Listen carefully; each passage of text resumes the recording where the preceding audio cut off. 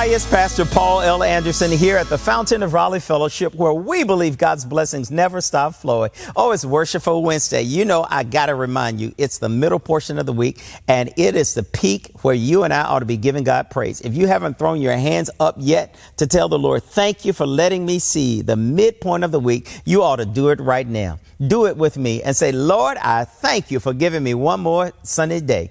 You know, every day in our lives is so important. And for that reason, I want to say happy birthday to my great nephew, Jonathan. Jonathan, happy birthday, brother. I love you and I thank God for you and all your gifts that you bring to our family. Today, I want to invite you to look with me at the Gospel according to St. John, the 6th chapter, verses 35 through 40 from the New Living Translation. This is such a powerful text because Jesus is now addressing all of those who are his believers, and he tells them who he is. He is the bread of life. He said, I am the bread of life.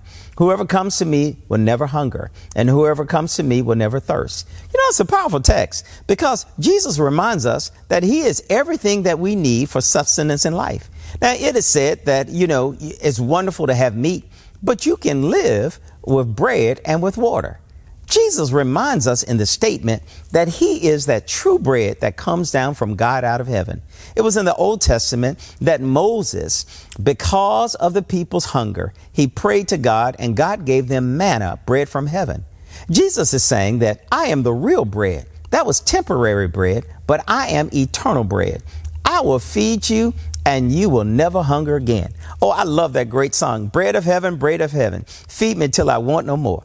It is important for us to know that Jesus is the bread from heaven. And not only is he the bread, but he is that everlasting water that will quench our thirst. You know, all of us in this life, we need to stay hydrated, especially the hot days that we have seen in this year so far.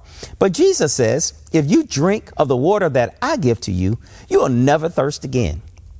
That means he's everything that we need. And if Jesus is all the bread that we need and he's all the water that we need spiritually, we must make sure that everybody knows about this water and this bread. It is important for us to share the good news of the gospel with everybody that we meet, but it's also important for us to realize we have everything that we need and there's no room for anything else. Jesus in our lives and Lord of our lives pushes out every idol, pushes out every deception, pushes out every distraction, that our focus is on him and on him alone. This text reminds me, and I hope it reminds you at the middle of this week, let's put our focus on God, realizing that Jesus is the bread of heaven, and Jesus is the one who feeds us, and Jesus is the one who gives us that eternal water and will never thirst again. Today, I want to remind you that Jesus is all that you need. You know, I remember that great old song that if I have Jesus, that is more precious than silver and gold. You know, Jesus is everything that you and I need. I hope that you allow Jesus to be Lord of your life and that you will do whatever he tells you to do. You know, my parents always taught us, take the Lord with you everywhere you go and you'll never be in the wrong place. You are exceedingly and abundantly blessed, and I'll see you again on tomorrow. To sow a seed to the Fountain of Raleigh Fellowship, visit our newly redesigned website, thefountainofraleigh.org, and select Sow a Seed from the homepage.